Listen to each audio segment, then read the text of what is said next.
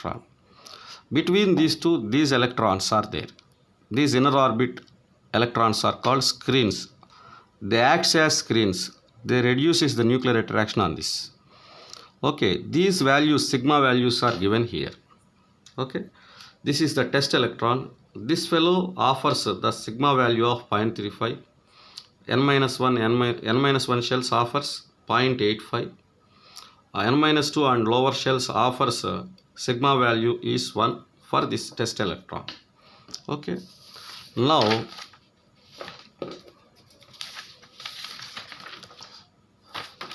for test electron belongs to D or F shells. The electrons, other electrons belongs to the same subshell offers sigma of 0.35.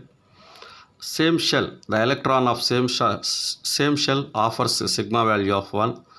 And not only this one, N-1, N-2, N-3, all electrons offer sigma value of 1. Okay, they reduces the nuclear attraction on test electron. Okay, now what is effective nuclear charge? Effective nuclear charge is denoted by Z star. Okay, Z star.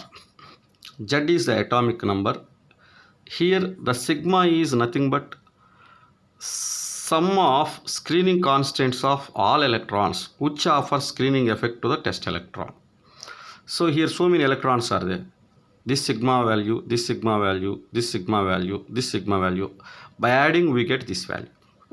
Okay, now if it is the net nuclear charge experienced by the electron, it is the net nuclear charge experienced by the electron, test electron. Okay, so Z star is equal to Z minus sigma. Z is equal to atomic number.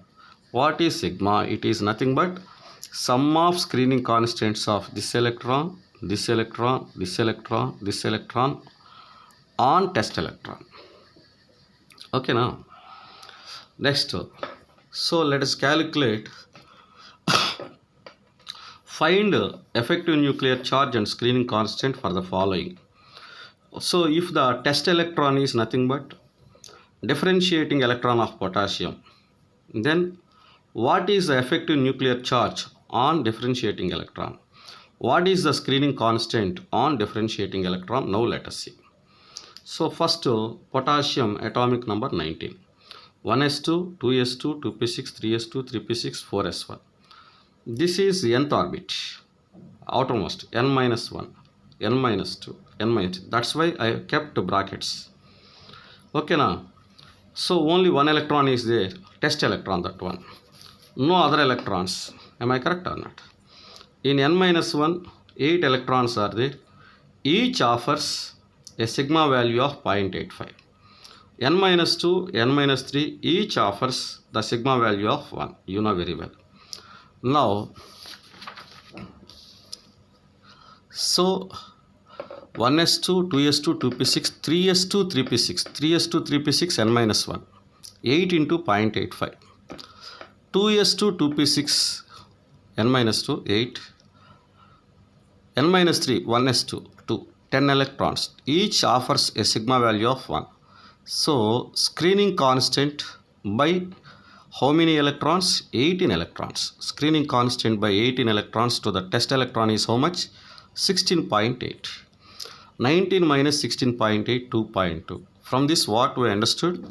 Even though there are 19 protons in the nucleus of potassium, an average of 2.2 protons worth nuclear attraction is experienced by 4s1 electron. That is the meaning. Okay, even though there are 19 protons in the nucleus of potassium, but the 4s1 electron experiences the nuclear attraction worth of an average of 2.2 protons only. What is the problem? About 16.8 protons worth nuclear attraction is reduced by 18 electrons present in the inner shells. That is the reason. Now let us calculate effective nuclear charge and screening constant for 4s electron and 3d electron in zinc atom. 4s electron let us take. Atomic number 30. 1s2, 2s2, 2p6, 3s2, 3p6, 3d10, 4s2. This is n.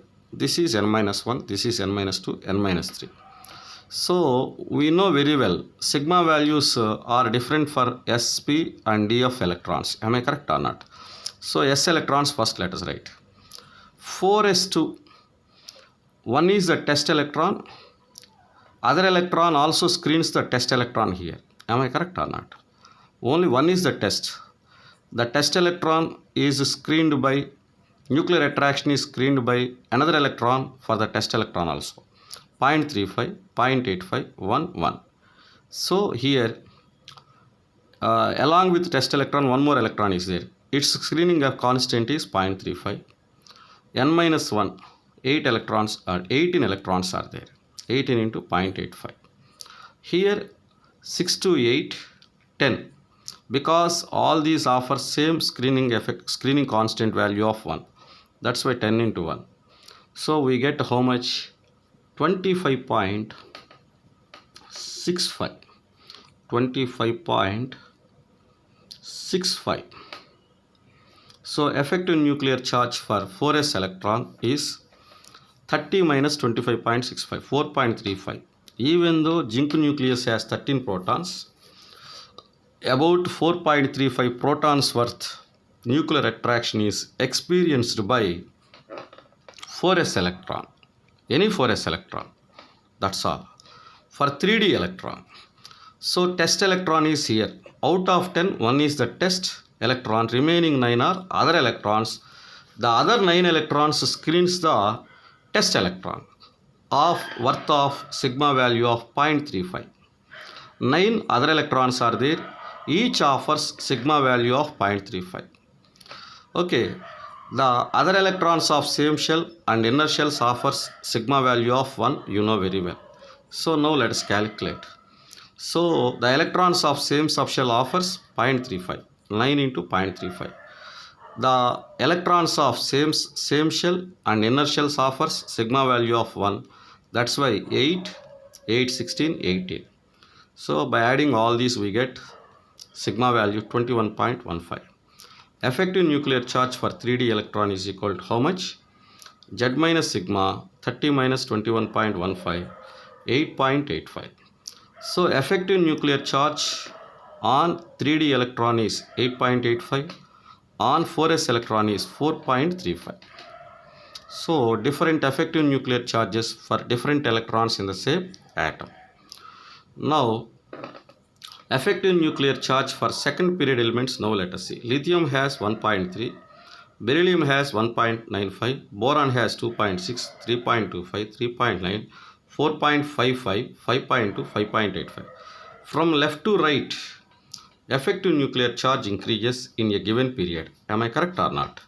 So you have to calculate sigma and Z star values for all these elements for your practice. Okay. Now effective nuclear charge, how it varies in groups. Let us take first A group elements. For lithium 1.3. For remaining elements, effective nuclear charge is just 2.2. Unchanged. From this what we understood? Generally in all groups from top to bottom, effective nuclear charge remains constant. That's I want to say. All the best.